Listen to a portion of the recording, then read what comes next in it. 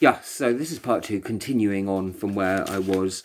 I was saying that only if there's a God, then it would be an all-knowing being, would be much more capable of making a decision when, how, where, and why to bring us back at a certain time and place, and that we, lacking all knowledge of each other, wouldn't be in a position to make such critical judgment on each other's lives. There follows another important point, that if we believe in reincarnation, then our bodies and our positions in relation to this world are only ever temporary. Whilst we might feel a connection to our race, our family, our tribe, our nation even, or even culture that we live within, these things are temporary. As important as they may be, more important still is our soul and our relation to God and the ideals of God. We may be in one race in this life, yet may have been in a different race, in a different life. And perhaps a different one before that. And the same thing as well for our family, and our nation and our tribe and the culture we're surrounded with. Our relation to God is something that can continue. Our soul's connection to humanity may also continue, yet its type of relation may vary. We tend to identify with things that could be altered, but you would still be you, your essence, even if the tests that you went through would be quite different. This goes to the heart of asking who we are as people, in fact. If I had been born in a different family, a different class, in a different geographic location, speaking a different language, in a different nation, different tribe, surrounded by different cultures and climates, would I still be that same person? If I was disabled, if I had a different mental capacity, would I still be me? Would I still be the same essence? The type of choices available to us might vary. Our positions and responsibilities might change. Our rights and physical or mental abilities might also change. But your essence would still be you, wouldn't it? In fact, if a person lived in a variety of different positions, you might get to learn about their character. You might get to learn how they coped being poor, or how they coped being wealthy, how they were if they were disabled or able-bodied, how they coped if they were orphaned, or if they were from a supportive family with parents. From an experimental point of view, this would indicate what a person's core was like, rather than if they were just a product of their various environmental, physiological and social factors. This is only speculation of why you might choose to incarnate people or reincarnate people as a test to examine how they reacted to a variety of different situations. At some point during the last few years, I then made a second discovery that I had been alive before the last life and that hadn't been the first. That this is, as I know about it, my third reincarnation. There may be more, yet I am only aware of 3. Looking at the records of the last life, there seemed to be some reference to this, if only briefly. They weren't always obvious. I only sort of found those references when I already knew about it. So I suppose if you're looking for evidence to prove something that you already know about it, you're more likely to find it than if you're looking at those same things without knowing it. So it's like reading into something different when you know about something. And I think there's a quote or a line that says something, I was reported to say in some accounts, who do people say I was before? Some words to that effect. There was some speculation, they talk about the spirit of Elijah or something. So I think that this passage, there is some passage that refers perhaps to some previous life. So it could be in the last life, there was also some recognition of then having lived a life before it then. Although it does not go on to say anything in great detail beyond that, just perhaps just a passing reference. But the other textual evidence, I thought, may be the visit of the three magi, the three wise men from the east, as they're commonly known as. And this seemed possible evidence, because I know that I had lived in the east and been known of there. So that seemed a sort of reference that people came there to find out if I had been that person from the east, where I had lived previously. So that seemed to me a second possible piece of evidence within that. This then gives two past lives for me, each with a different set of records to compare against each other. But the records of the first life are, there's much less of them, and they're much, because it goes back an additional 500 years, allegedly. So a lot more time has passed, 2,500 years. So a much longer time for records to be passed on, and for mistranslations, and for various mistakes. And so, there's two different records to compare against. But how accurate the earlier records are, and whatever information there is left of those. There do seem to be some similarities, yet of course there are also some differences as well. Of course, it's not comparing one life against another life, but rather it's comparing one report or different reports against the set of other reports. Then of course I can compare both of them to my own life, and even the reports of this life too. It has felt really bizarre, to say the least, in as much as I sometimes have felt like three different people, in fact. The me of this life and the two other versions of me. And whereas for some years I felt that I was in some sort of duel with this other version of me, the me of this life and the other me that some people believed in through the accounts, that I was in some sort of contest to try and establish the real me. Yet now there seem to suddenly appear two other versions competing against me. So now there are these two other versions competing with each other and me. Yet there are no doubt also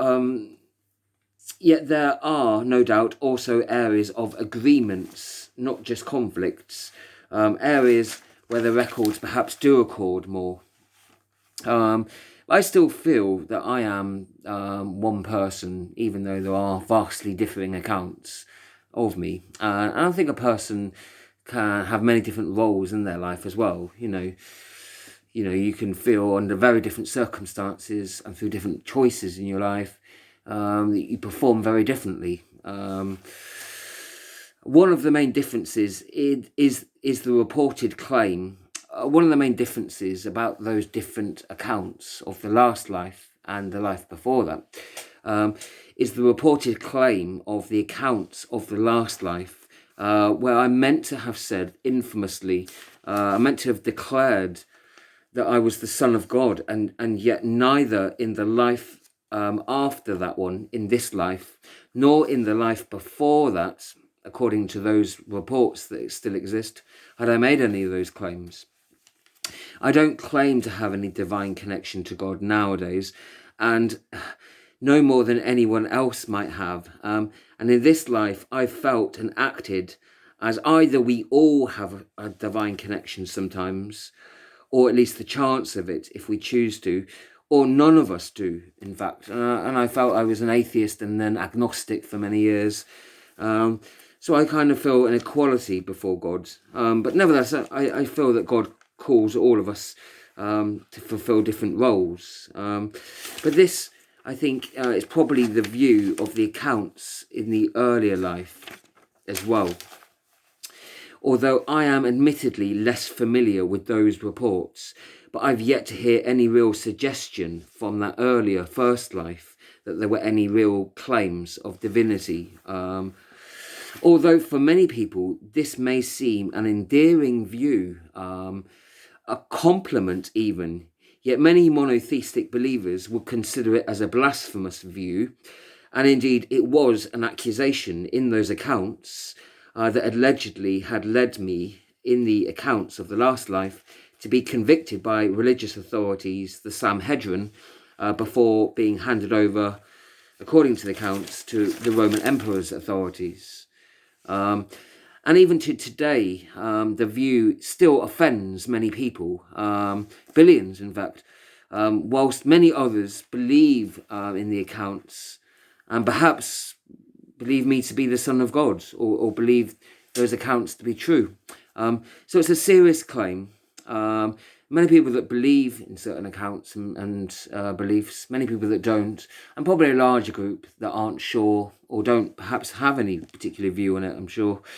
I don't pretend to know exactly my relation to God in life. It's something that I feel we're all learning, and I'm learning as I go along, and I've been wrong in things in the past, but rather it's something that we learn. Yet I do feel that this claim as a charge somehow, not just because it may cause offence to some people, but that it seems to me anyone who claimed that they alone had a closer relation to God than others, it seemed to me that this perhaps is a narcissistic claim, and it may be made of someone who's suffering delusions of grandeur.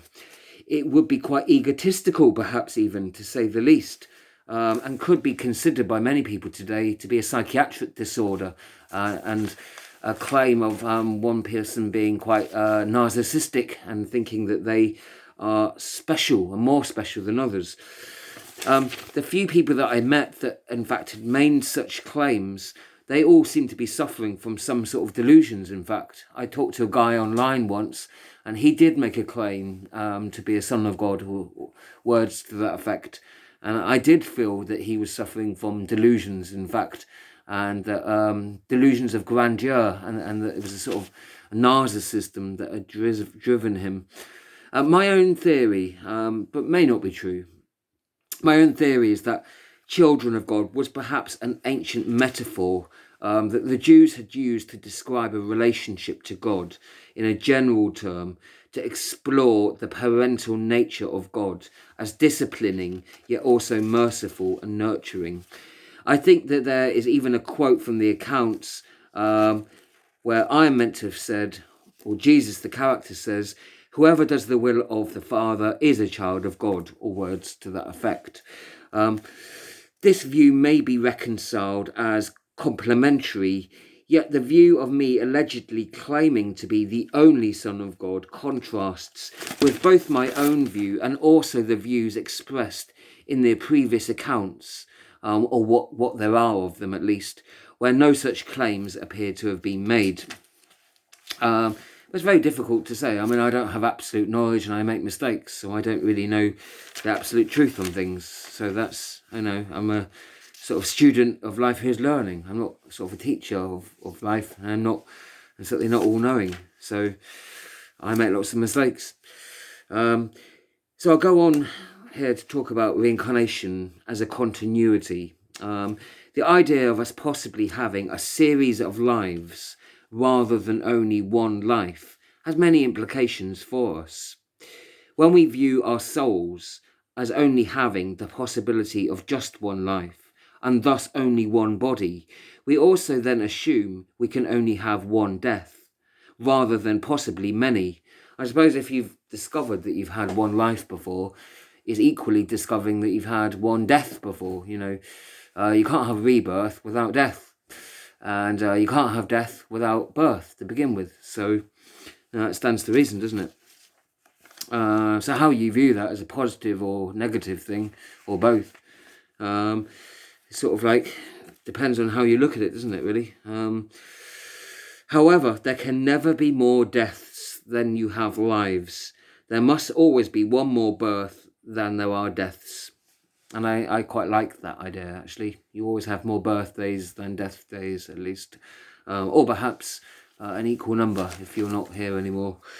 I suppose, yes, if you died in equal numbers of times as you were born, then you wouldn't be here. So this must be so, because one cannot die without first having been born and having thus had some kind of life. Of course, one also cannot have been reborn without having first died before. or re-died, if that's the verb. It's important to note when talking about death, we don't necessarily mean the death of us as the body, but we're talking about the body. So it could be better to even say departure, perhaps. But what do we really know happens to the soul when the body itself is lifeless and a corpse? How do we know? The death of our soul is a different thing than the death of the body, since we are not somebody, but we have somebody, or it has us, however we look at that, however temporarily perhaps. What do we really know of death? It's important to distinguish between the event itself and the incidents of dying, which can be a long process depending on what kind of death. If it's a long drawn out thing with a long kind of illness, some people would say, we could spend years dying, or months, or, weeks, or hours. So death might not be an instant thing. It might be a sort of a process, perhaps. But of course, some people will refer also to the afterlife of death, when the body itself is lifeless, and we don't know where the soul is at that point. So there's a confusion there. Well, we're often referring to three different things: the instant of death, the process of death, and the afterlife, the not knowing, perhaps, of death. Three different things often get referred to the same term. It leads to some sort of confusion. But what happens immediately after life, and that includes the death of the body. Now, this seems like a mystery. Who can know absolutely? I mean, lots of people have near-death experiences, don't they? And that's somewhat different than actually having one. And then if you meet someone who has had one, but they don't have any memory of it, that's not very useful either, is it? Yet, of course, there are many theories and beliefs that people do have. Many people think that we either go straight to heaven or we go to hell. Or we perhaps go to limbo, or we go to some sort of purgatory, is another theory, isn't it? Yet who has ever been to these places and returned to tell us and give us an accurate account of such places? Many others believe that there is nothing after life. There's a nothingness that we go on to. Yet who, of course, has come back from a nothingness to report this? So it seems to me, with an absence of any of those reports, that we live with a mystery there of not knowing. I don't know how anyone would absolutely know, short of being told by God. And many people do make claims of those sorts. But we do not know beyond doubt, I don't know beyond doubt, what will happen to us. It's possible that we personally may feel we know, we may feel we have some information, yet can we prove anything to anyone? Can anyone prove anything to us? What would be our evidence to prove that? Even if God has told someone, can that person then tell us and give us that information? How do we know if that's accurate or not? Reincarnation is another possibility, of course, for our afterlife, that we could be reborn in a different body at a different time and a different place. Yet we also cannot know this. We don't know that will definitely happen. We don't know it won't, though. Perhaps this is our last incarnation. Perhaps it won't happen again. Or perhaps not, and perhaps it will happen. Belief in reincarnation does not necessarily imply that either things like heaven or hell or even nothingness doesn't exist. It's plausible, it's possible that they are states that we only enter after completing all of our lives or all of our learning lessons, perhaps. Perhaps heaven is a place people go to after completing many lives. Or perhaps it's somewhere that people go directly to after one life. There's different theories that people have, of course. One needs to question why such a thing might occur. What purpose does living in a different position serve? Could it be that it is a test for us to learn, for us to grow as our soul? That would be what I see it as, I suppose. I personally feel that we are here to learn and to grow and to be challenged, and that this is our purpose, and that different lifetimes will provide us with different opportunities to be challenged and develop different life lessons. Because I believe in a compassionate God, I think it's reasonable that we would be given fair chances to learn from, and that any unfair circumstances that we have gone through would be recompensed and taken into account. I feel that our goal through learning over however many lifetimes, however many years, would be to better ourselves and to prepare ourselves for a place, if there is such a place, called heaven or nirvana or paradise, or something that we can glimpse of perhaps in this life, or sense, something that we could sense might exist, but not live in all the time. God has all the time in the world perhaps, yet our time here is limited, and we are powerless as to when and where we are brought back, if we're brought back at all.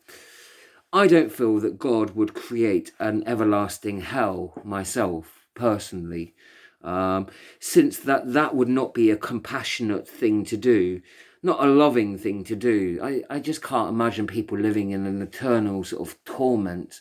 That just seems like a kind of sadistic thing to do. And I can't imagine God wanting to do that for people and being driven to do that. However, just as God can create our soul, so too God could destroy it. So if we really didn't want to be part of heaven, despite all the fair chances, it's possible we might not exist. We could simply be erased, which itself I find is quite frightening when you consider the worth of your soul. The idea of not existing anymore, of not having any kind of life, or I find that's quite a weird sort of thing to think of, actually. I also feel that heaven is a place that God wants us all to go to, and will give all of us a fair chance, and that even if it's hard work many times, and it's possible, I think, through that hard work, that we all have a chance to make it. However, even if I feel these things to be true, and I do, I myself, I may be wrong in these feelings. I often am wrong and have been on so many things and on even big issues. So I must be cautious not to present my own feelings as absolute truths. They are not, since I am not here as a teacher of life, but rather as a student of it. I guess we're all kind of teachers to an extent, but also students as well. I do believe, in fact, we are all fellow students in the University of Life, and we should help each other in our learnings.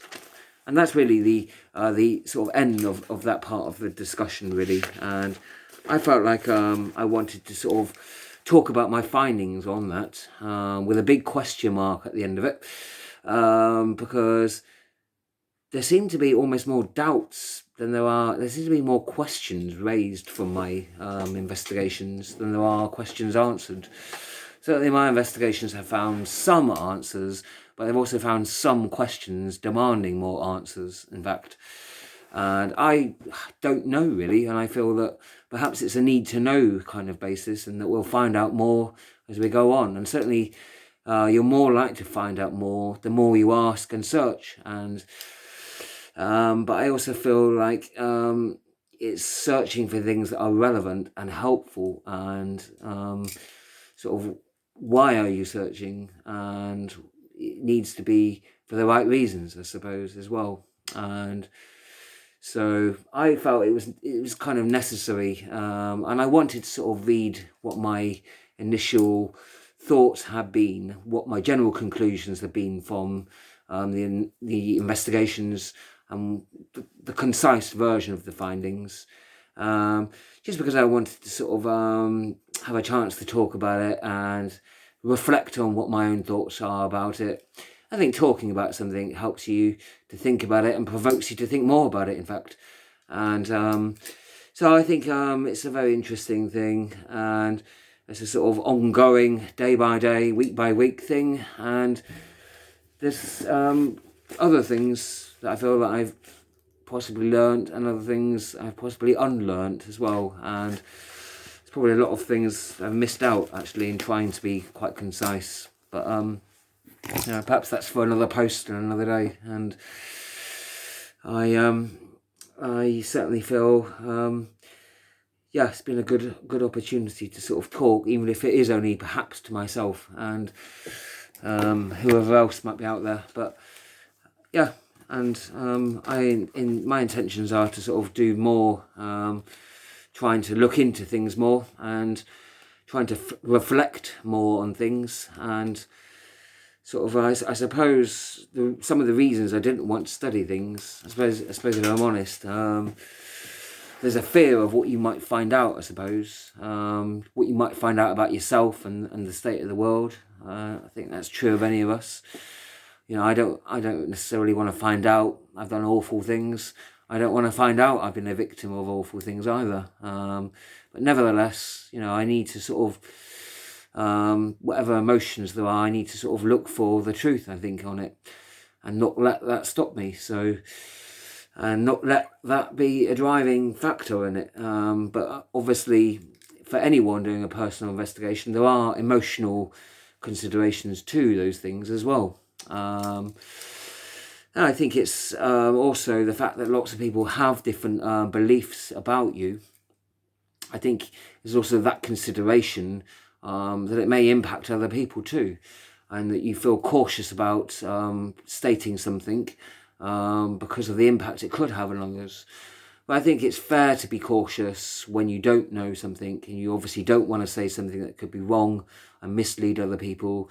But equally, I feel it's necessary to say if you do feel something and what you feel you have understood and learnt from things. So that's been my intentions of why I wanted to sort of start writing things and posting things more. Sort of why I want to sort of start sort of opening up more about what the findings are, although doing that cautiously, because I obviously don't want to sort of report things that haven't been found out, and that I don't want to report wrong things either. Some things I suppose I'm very sure about, some things I'm not too sure about. I'm sort of somewhere in the middle, and I've got doubts about, and I maybe have a gut feeling but I can't prove it, and other things I am totally in the dark of and are mystery and I don't know about.